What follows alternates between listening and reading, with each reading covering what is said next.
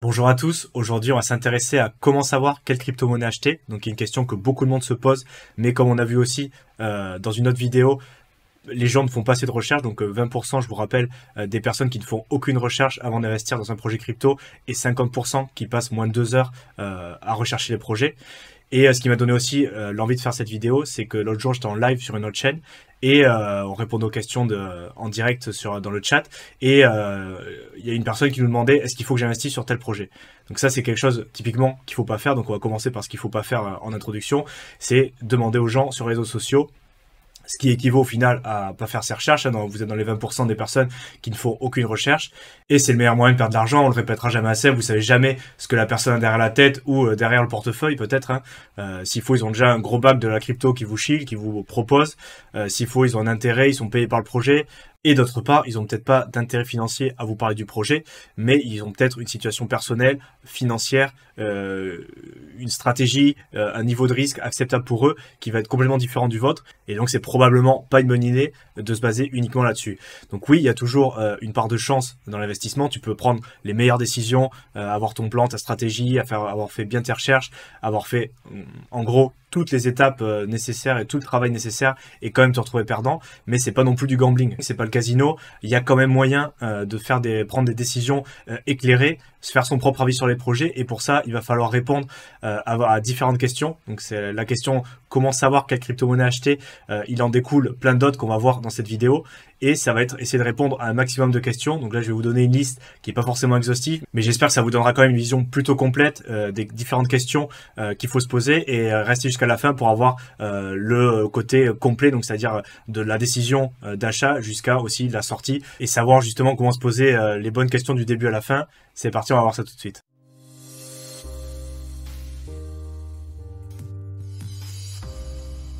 Première série de questions à laquelle il va falloir répondre, elle concerne les fondamentaux.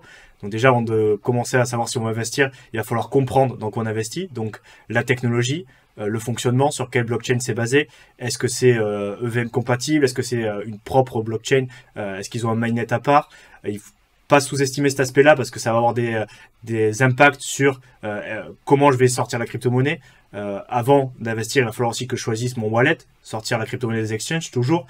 Donc est-ce que je vais devoir installer un nouveau wallet? Est-ce que le mien prend en charge la crypto que je veux acheter?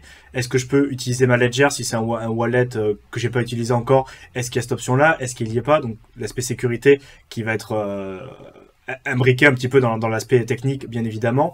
Est-ce qu'il y a des milestones aussi du projet? Donc la roadmap, par exemple, il y a beaucoup de projets qui se lancent, qui sont peut-être en testnet ou alors qui sont sur une autre chaîne, et qui ont pour projet à un moment ou à un autre de passer sur le mainnet, donc leur propre chaîne, propre blockchain. Essayer de voir à quel moment ça va se produire pour savoir qu'est-ce qu'il faudra que je fasse à ce moment-là. Est-ce qu'il va falloir que je bridge mes tokens? Est-ce qu'il va y avoir un airdrop sur l'autre blockchain? Donc c'est des aspects techniques, mais qu'il faut s'intéresser. Et plus vous choisirez des projets jeunes ou qui sont en phase de développement intensif, dans tous les cas, plus il va falloir passer de temps à essayer de répondre à ces questions parce que vous rencontrerez ce type de cas. Donc aussi, il faudra s'intéresser aux usages. Si c'est un token, par exemple, est-ce qu'il a vraiment une utilité? À quoi ça sert?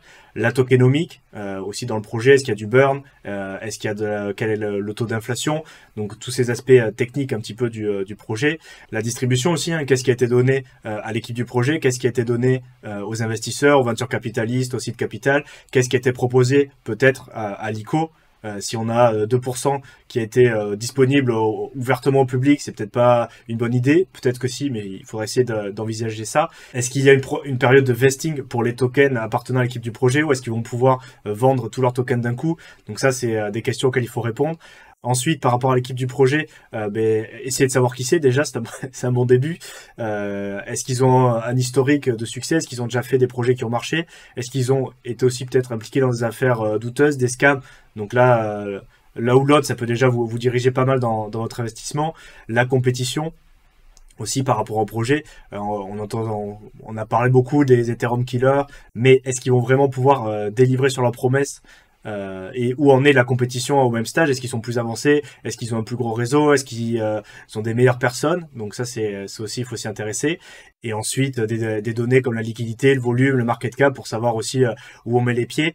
Et ça va donner toutes ces réponses-là, notamment sur les fondamentaux, au moins le bénéfice de comprendre dans quoi on investit et de pouvoir faire des scénarios. Alors là, c'est aussi un gros poste de temps, j'ai envie de dire, sur votre investissement. Là où il va falloir passer pas mal de temps une fois que vous avez compris les fondamentaux, tout ce qu'on vient de voir.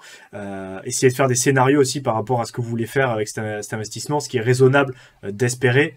Là encore, plus vous allez descendre dans le ranking en market cap et plus le projet va être jeune, plus ça va être compliqué et plus il va falloir peut-être passer du temps à essayer de répondre à cette question et plus ça va être spéculatif, bien évidemment. Par exemple, pour prendre un exemple simple, le Bitcoin. Donc si je décide d'investir dans le Bitcoin parce que les fondamentaux, évidemment, sont solides, est-ce que je peux espérer un x15, donc c'est-à-dire par rapport au précédent ATH, au précédent plus haut, sachant que sur le dernier cycle, on a fait un x3,5 plus ou moins, hein. Encore une fois, des chiffres approximatifs, mais c'est ces ordres de grandeur. Est-ce qu'il est raisonnable d'espérer sur le prochain cycle un Bitcoin à 1 million? Est-ce qu'il est raisonnable d'espérer un Bitcoin à 500 000, à 200 000? On peut toujours rêver, mais au moment d'investir, il faut quand même essayer d'être raisonnable et de regarder aussi les données historiques pour essayer de se faire une idée la plus juste de ce qui peut se passer. Et se poser toutes ces questions, ça va nous permettre de passer au point numéro 2, je voulais aborder, qui va être quel est votre objectif? Parce que bien évidemment, si on achète une crypto-monnaie, il doit y avoir une raison. Non, alors oui, pas devenir millionnaire du jour au lendemain ou faire de l'argent, ça c'est évident, mais concrètement, qu'est-ce qu'on veut faire? Est-ce qu'on veut chercher un x10? Est-ce qu'on cherche un x2? Est-ce qu'on cherche à complémenter mensuellement un revenu? Est-ce qu'on cherche à atteindre la liberté financière? Donc tout ça, ça va être aussi en fonction des objectifs, ça va calibrer un petit peu la prise de risque et ce qu'il va falloir espérer de notre investissement et l'effort qu'on va devoir fournir, parce que évidemment, si on recherche un x2 sur 5 ans, sur tout un cycle haussier, on n'est peut-être pas obligé de prendre les mêmes risques que si on cherche un x10, donc il va falloir se poser ces questions-là.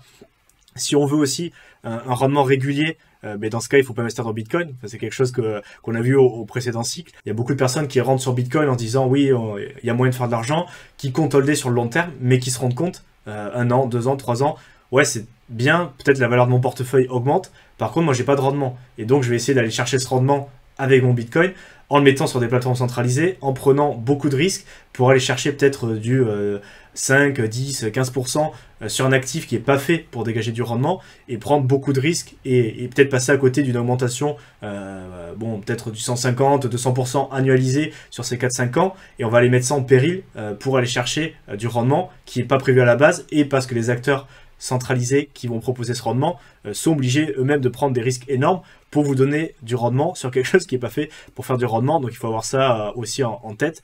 Il y a moyen de faire des rendements réguliers, mais il y a des actifs qui s'y prêtent plus que d'autres. Donc il va falloir aussi se demander est-ce que c'est pour hold, est-ce que je suis prêt à attendre 3, 4, 5, 10 ans pour revendre mon actif, ou est-ce que c'est plus sur une partie du portefeuille par exemple un petit peu de spéculation, hein, on va pas se mentir, ça existe. Est-ce que je participe à une ICO, une IEO, une IDO, une IGO, tout ce que vous voulez qui commence par I et qui finit par O, avec plusieurs techniques. Est-ce que je veux faire du freeride? À quel moment je récupère mon principal? À quel moment je prends des bénéfices? Est-ce que je me contente d'un x2? Est-ce que je veux faire un x10? Et donc tout ça, ça rentre un peu dans question d'objectifs qu'on va avoir quand on va acheter notre crypto-monnaie. Et tout ça, ça va nous permettre d'arriver au troisième point que je voulais aborder, qui va être la stratégie. Donc en fonction de tous les scénarios, les probabilités qu'on a vues, les fondamentaux, on a peut-être et les objectifs, on a choisi notre actif, donc on sait dans quoi investir, quoi acheter. Mais maintenant, il va falloir faire et voir surtout comment on l'achète. Donc c'est-à-dire, si on a décidé qu'on voulait jouer les fondamentaux, le long terme, il va falloir savoir à quel moment du cycle on est à peu près. Hein. Est-ce qu'on fait ce qui est souvent conseillé, un DCA, et on se pose pas de questions, ou alors une somme forfaitaire si on est plus sûr de soi, qu'on sait que c'est un bon moment, il y a eu un gros dump, historiquement on a regardé que potentiellement c'était intéressant de rentrer avec un plus gros billet à ce moment-là. Est-ce qu'on est peut-être en phase de fin d'accumulation? Est-ce qu'il vaut peut-être mieux mettre un peu plus de puissance de feu maintenant avec l'expérience? Ça sera peut-être plus rentable que le DCA. Donc vous voyez, il n'y a pas vraiment de réponse toute faite et ça va surtout dépendre de votre situation encore une fois. Donc je sais que c'est un message qui est pas facile parce qu'on préfère vas-y achète ça, ça et ça ira bien, mais il faut vraiment penser déjà à l'achat, mais surtout à la sortie, et c'est cette vision globale qui permettra d'avoir une vraie stratégie, une vraie vision, et pas de se faire balader par le marché, et ça évite aussi de se dire ouais je fais un pari, c'est du gambling, ça repose sur rien, et c'est juste au petit bonheur de la chance. Si on prend le temps de répondre à toutes ces questions, déjà, comme on l'a vu aussi dans d'autres vidéos, on a vraiment un gros avantage sur les autres investisseurs en faisant tout ce travail. Donc il faut vraiment capitaliser là-dessus, comprendre le plus possible ce qu'on fait, et pas avoir peur de passer du temps à répondre à toutes ces questions. Ça fera la différence entre perdre de l'argent et en gagner. Et bien évidemment, on aimerait bien être dans le deuxième groupe si possible. Donc surtout, et pour finir sur la partie stratégie, donc répondre à toutes ces questions. La stratégie d'entrée, la stratégie de est-ce qu'à un moment aussi il faut que j'arrête mon DCA, si je fais une technique de DCA, les prix sont intéressants, mais peut-être qu'à un moment il faut que j'arrête mon DCA parce que c'est plus intéressant, ou peut-être que j'ai atteint mes objectifs en termes de bague, est-ce que j'ai acheté mon bitcoin, est-ce que j'ai mes centaines, mes millions de coins en fonction de là où j'ai investi. Donc peut-être c'est le moment d'arrêter et d'attendre, d'être patient. Et surtout l'autre point qui va être très important d'avoir évalué en avance, autre que l'entrée, ça va être bien évidemment la sortie. À quel moment je considère que mes objectifs ont été atteints, et ça il faut l'avoir prévu même avant, j'ai envie de dire, d'acheter la crypto-monnaie, ou avant d'acheter le gros du bac. Dans tous les cas, est-ce que je vais me contenter d'un x2? Est-ce que j'ai envie de faire un x10? Est-ce que je sors d'un coup? Pas forcément conseillé. Est-ce que je sors en plusieurs fois? De la même manière, je suis rentré en plusieurs fois pour lisser mes points d'entrée. Il faut peut-être que je pense à lisser mes points de sortie. Noter ma stratégie, avoir quelque chose d'un peu clair pour pas se faire avoir au moment où ça va être le moment justement de sortir. Parce que pour l'avoir vécu, si vous n'avez pas de stratégie, ça va pas le faire. Vous allez vous faire emmener par toutes les émotions, voir les trucs, le grid qui va arriver à mort derrière. Donc si c'est pas pensé en amont, justement quand c'est chiant, quand il se passe rien, quand c'est le moment d'accumuler mois après mois, où il n'y a pas grand chose d'autre à faire, c'est ce moment-là où il faut réfléchir sur sa stratégie et sur ses points de sortie, en étant le plus réaliste possible, en fonction des actifs qu'on a achetés, bien évidemment. Si c'est du Bitcoin, c'est pas raisonnable de s'attendre à un x100, tout du moins sur les 4-5 prochaines années, soyons un peu sérieux. Si c'est un altcoin, pareil, si c'est super spéculatif, si c'est dans le top 500 ou plus, il faut peut-être que je pense aussi à un moment à récupérer mon principal. Là encore, est-ce que je récupère, je sais pas, le truc il a fait x10, je récupère mon principal, je sors 10% quand ça fait x10. Est-ce que je récupère mon principal quand ça fait un x2, je sors 50% quand ça fait un x2. Donc c'est des questions qu'il faut se poser en amont. Et aussi l'aspect technique, encore une fois, hein, sur quelle plateforme je vais sortir. Donc c'est bien de dire, ok, j'ai mes points d'entrée, j'ai mes points de sortie, mais il faut aussi se demander sur quoi on sort. Est-ce que je vais utiliser un CEX, une plateforme centralisée? Et si oui, lequel? Est-ce que je vais sortir sur un DEX? Est-ce que j'ai un classement peut-être dans les différentes options? Est-ce que je vais sortir de préférence sur une plateforme centralisée, sachant que peut-être elle aura des problèmes, elle ne sera pas disponible au plein moment du pic, comme ça a été le cas pour beaucoup. Est-ce que j'ai une option en 2 sur un DEX? Est-ce que je mets des ordres automatiques? Est-ce que je préfère le faire au market? Et enfin, contre quel actif je vais échanger mes crypto-monnaies? Est-ce que je veux sortir en fiat? Est-ce que je veux sortir contre du stablecoin? Est-ce que je veux sortir contre une autre crypto? Donc tous ces éléments-là, il va falloir vraiment les avoir au clair avant même, si possible, d'investir, ou alors avant même, encore une fois, d'investir le plus gros de ce que vous voulez mettre sur ce projet concrètement. Et vous voyez que c'est pas du tout au final du gambling et du vas-y, je mets tout sur le huit rouge au casino. Il y a vraiment toute une série de questions qu'il faut prendre le temps, auxquelles il faut prendre le temps de répondre pour se faire une idée globale du projet, comprendre dans quoi on investit, et surtout être le plus indépendant possible dans son investissement, parce qu'encore une fois, ça va dépendre de vous. On ne peut pas répondre aux questions particulières. Est-ce qu'il faut que j'investisse tant? Est-ce qu'il faut que je mette tout mon argent là-dessus? Est-ce qu'il faut que j'investisse dans tel projet? Ça va dépendre de tous ces facteurs-là, et bien évidemment dans l'objectif et la situation, tout ce qu'on n'a pas vu, il y a d'autres questions qu'il faut se poser de manière plus large avant de décider d'investir, même que ce soit dans d'autres domaines que la crypto. Quelle est ma situation financière? Quels sont les risques que je peux prendre avant de me lancer? Est-ce que j'ai un matelas d'épargne?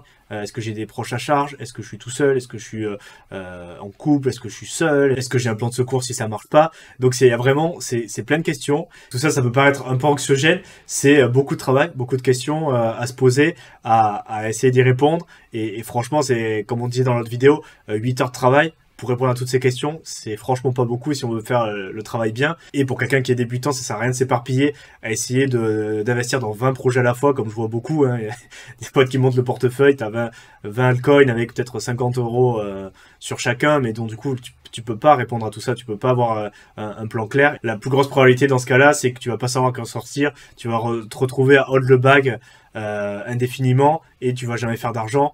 Et donc, bien évidemment, ça vaut le coup de s'intéresser à toutes ces questions-là en amont. Donc, on arrive à la fin de cette vidéo qui a été, je pense, assez intense. J'espère quand même vous avoir convaincu que la crypto, c'était pas que du gambling, qu'il y avait vraiment des choses qu'on peut mettre en place en amont pour s'assurer de comprendre premièrement dans quoi on investit et de faire les choses correctement et mieux au final, comme on l'a vu aussi dans l'autre vidéo, que la plupart des investisseurs. Donc plus il y aura de choses en place qui seront mises dans ce sens-là, plus vous mettrez les chances de votre côté, même si encore une fois, et en étant honnête, tu peux faire toutes ces choses bien et au final te retrouver à pas forcément avoir gagné beaucoup d'argent et avoir l'exemple à côté du mec qui a pas fait tout ça et qui est devenu multimillionnaire grâce au Shiba, grâce au Dogecoin. Mais sachez que c'est pas la minorité et que 99% des gens qui ont fait comme ce mec qui a gagné, ils se sont fait rect, ils ont perdu de l'argent. Donc c'est pas franchement le chemin que je vous conseillerais sur cette chaîne. Si ça vous a plu, n'hésitez pas à vous abonner, à mettre un like et je vous mets en description le lien vers mon ebook gratuit qui donne aussi des pistes de réflexion pour bien se lancer dans la crypto-monnaie. Donc n'hésitez pas, c'est gratuit. Et pour ma part, je vous laisse et on se retrouve dans une prochaine vidéo. À bientôt.